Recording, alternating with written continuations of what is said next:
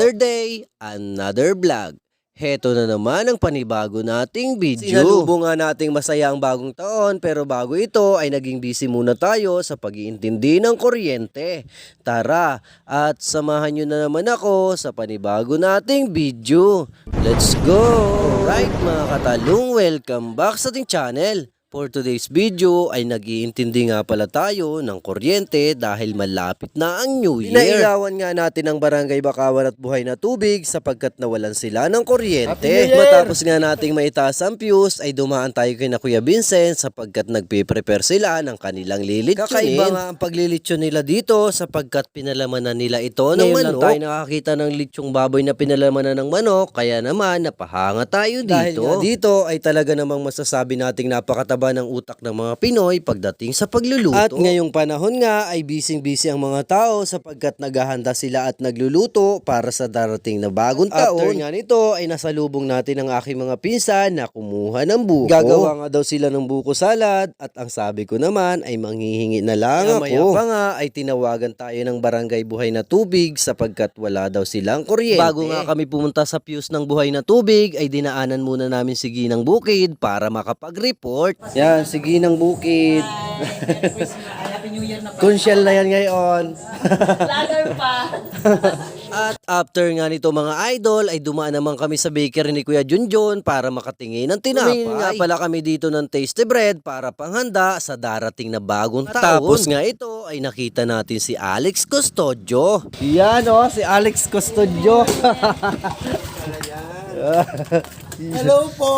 Ang taring kita naman ng cellphone mo. After nga nito ay nagdiretso na tayo sa fuse ng Buhay na Tubig. Dito nga ay inayos na natin ang kanilang fuse para magkaroon na sila ng kuryente. Pagkatapos nga namin makapagtaas ng fuse nila ay nagdiretso naman kami sa bahay ni Sir Daniel. At inayos muna natin ang ilaw nila dito at pagkatapos ay umuwi na tayo at para mabalikan natin ang nililitsyon ni na Kuya Vincent. Pag uwi nga natin ay ganito na ang itsura ng kanilang nililitsyon. Medyo mapula na nga ang litsyon bago natin ito mabalikan. Kapag naluto nga ito mga idol ay siguradong napakasarap ng balat nito. Habang busy nga si Kuya P sa pagpipihit ng lechon, si Kuya Bit naman ay busy din sa kanyang niluluto. Pagdating ko nga sa bahay ay busy naman ang aking kapatid sa pagrarap ng mga pangregalo. Papamigay niya ito sa gaganaping year-end party dito kina Mama. After nga nito ay kumain muna tayo ng tanghalian sapagkat nagutom na tayo. Nag-ihaw nga pala si Mama ng isda at ito ang aming inulam. Habang kumakain nga tayo mga idol ay napansin natin ang kanilang suma na napakarami. Bukod pa nga dyan ay meron pa silang chokes to go.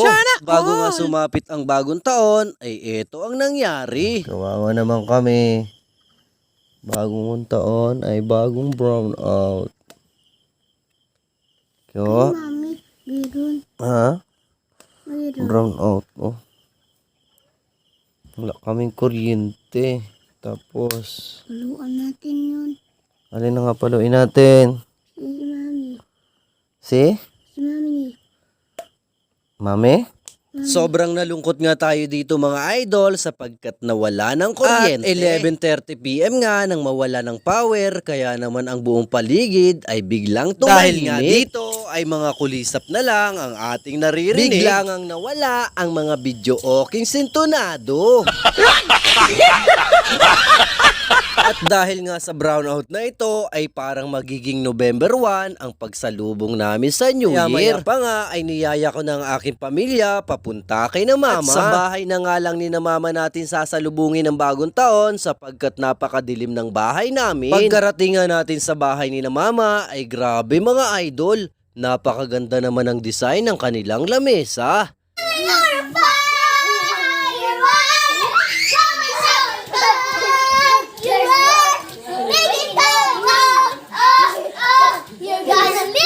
Yun, bumalik na nga ulit ang kuryente. At dahil nga sa pangyayaring ito ay talagang napalukso sa tuwa ang aking mga anak. Baby, you're a firework!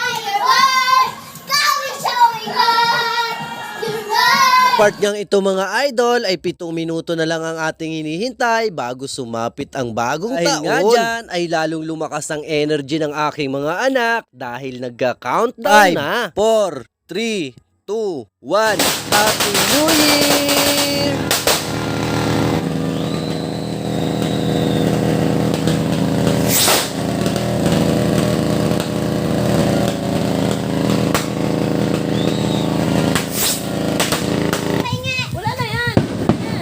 Yun na yung fireworks, oh.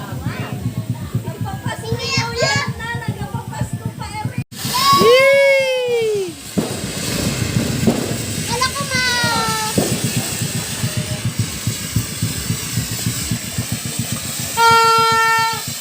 Kyo, kyo!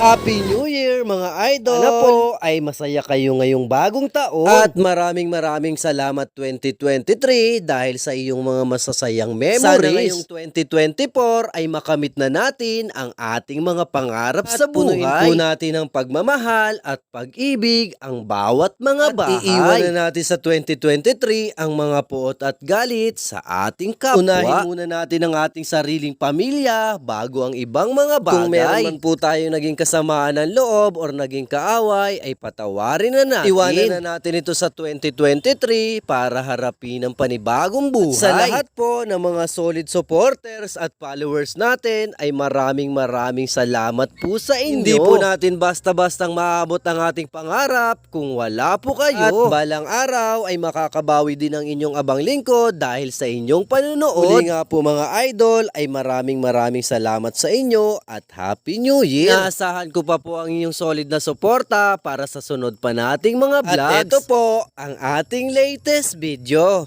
Salamat sa panonood, salamat sa suporta, ingat palagi, God bless!